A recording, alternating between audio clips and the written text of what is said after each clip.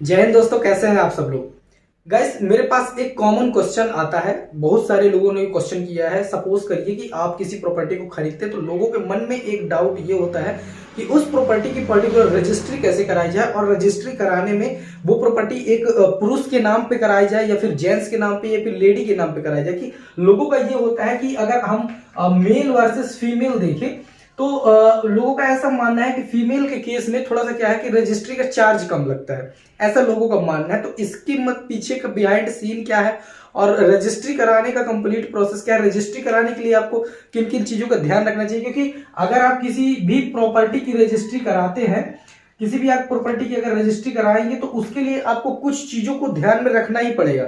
अगर आप बिना देखे, बिना समझे, बिना चीजों को रियलाइज किए अगर आप प्रॉपर्टी की रजिस्ट्री कराते हैं तो फिर आपको आगे चल के उसकी म्यूटेशन में जरूर प्रॉब्लम आएगी। और अगर म्यूटेशन नहीं हुआ तो उस प्रॉपर्टी के आप मालिक तो बन ही नहीं पाएंगे, है ना। तो बहुत बार ऐसा प्रॉब्लम हो जाती है। और लोगों को क्या होता है कि लोगों को ये नहीं पता होता कि प्रॉपर्टी की उस रजिस्ट्री में कितना पैसा आएगा। जैसे कि मान लीजिए सपोज करते हैं कि आपने कोई एक प्रॉपर्टी 2 आरे की खरीदी, 2 हेक्टेयर की आपने कोई प्रॉपर्टी खरीदी। अब इस 2 हेक्टेयर की प्रॉपर्टी में खर्चा कितना आएगा ये आपको नहीं पता, क्योंकि डीड की जो रजिस्ट्रेशन शुल्क होती है, जो डीड रजिस्ट्रेशन शुल्क होती है वो कितनी होती है, उसको कैसे कैलकुलेट करते हैं, हर एक स्टेट की वो अलग अलग होती है।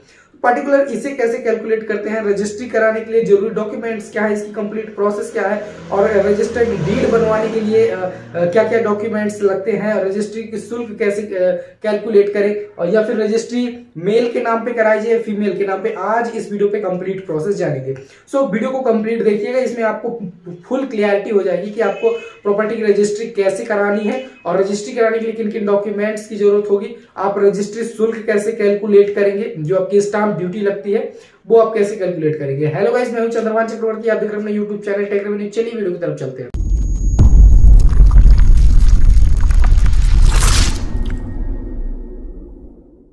सबसे पहले तो बात करें किसी प्रॉपर्टी को खरीदने के लिए, किसी भी प्रॉपर्टी को परचेस करने के लिए सबसे पहले ये जानना जरूरी है कि प्रॉपर्टी का टाइप क्या है। जैसे कि जनरली तौर पर अगर हम देखें तो प्रॉपर्टी को हम 3 भागों में डिवाइड कर सकते हैं। पहली प्रॉपर्टी अपनी होती है एग्रीकल्चरल लैंड, एक होती है अपनी एग्रीकल्चर लैंड। दूसरी अगर अपनी प्रॉपर्टी की बात करें तो दूसरी प्रॉपर्टी होती है आबादी प्रॉपर्टी, जिसे आबादी प्रॉपर्टी भी कहा जाता है ना। तो एक होती है आबादी प्रॉपर्टी और तीसरी प्रॉपर्टी होती है इंडस्ट्रियल प्रॉपर्टी। ये 3 टाइप की प्रॉपर्टी होती है। तो अगर आप मान लीजिए यही जो एग्रीकल्चर लैंड है इस पे आगे चल के रेसिडेंशियल प्रॉपर्टी बनती है, जहां पे अपन मकान बनाते हो, डाइवर्सन होके प्रॉपर्टी का बनाया जाता है। अब मान लीजिए कोई आप एक प्रॉपर्टी परचेस करना है, सबसे पहले ये चेक करना जरूरी प्रॉपर्टी के टाइप क्या है।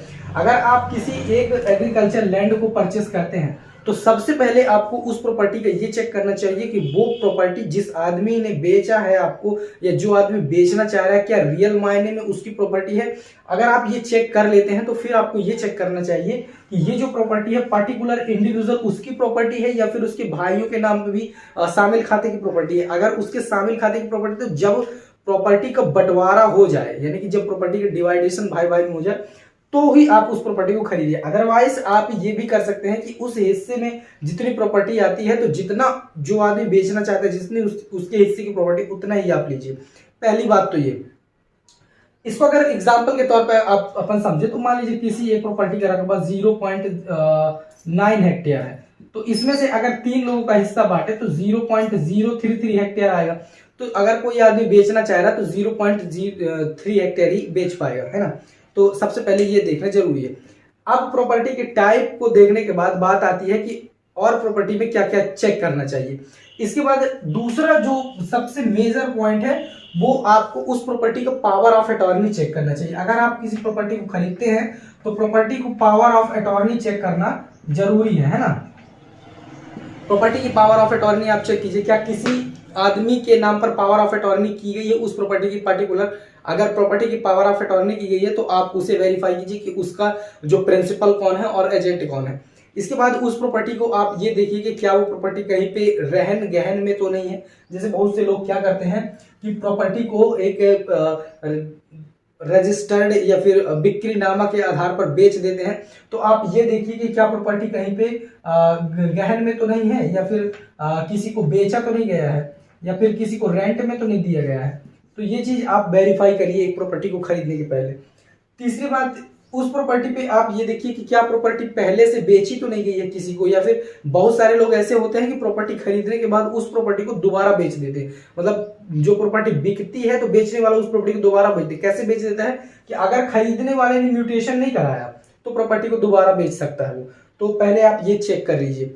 इसके बाद आपको क्या चेक करना चाहिए, उस प्रॉपर्टी में आप ये देखिए कि क्या इसमें किसी प्रकार का न्यायालयीन कोई केस तो नहीं चल रहा। अगर कोई केस चल रहा है किसी प्रॉपर्टी में, अगर केस चल रहा है, कोर्ट में चल रहा है या फिर तहसील कोर्ट में चल रहा है या फिर सिविल कोर्ट में चल रहा है, तो उस प्रॉपर्टी को एडवाइस है कि जब तक उसका निर्णय ना आ जाए, जब तक कि कोर्ट से डिसीजन ना हो जाए, तब तक आप उस प्रॉपर्टी को ना खरीदें। ये सारी चीजें इंपॉर्टेंट है। अब इसके बाद बात आती है कि प्रॉपर्टी की रजिस्ट्री जब कराना होता है तो डॉक्यूमेंट्स कौन कौन से लगते हैं। सबसे पहले डॉक्यूमेंट की बात करते हैं, इसके बाद रजिस्ट्री शुल्क की बात करेंगे कि इसकी कैलकुलेशन कैसे करें, और ये भी बात करेंगे कि फीमेल के नाम पे रजिस्टर कराना चाहिए मेल के नाम पे। तो सबसे पहले अगर बात करें कि मान लीजिए डॉक्यूमेंट्स की बात, तो जिस प्रॉपर्टी को आप खरीद रहे हैं उसके आपको सर्टिफाइड डॉक्यूमेंट चाहिए।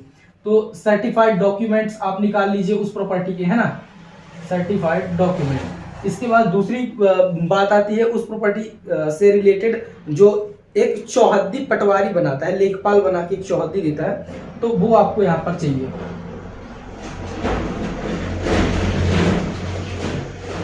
प्रॉपर्टी की चौहद्दी आपको चाहिए। तीसरे डॉक्यूमेंट्स में आपको खसरा नक्शा, ये तो प्रॉपर्टी के डॉक्यूमेंट्स ही हो गए। बस इतनी चीजें लगती हैं आपको उस प्रॉपर्टी को, किसी भी प्रॉपर्टी की रजिस्ट्री कराने में।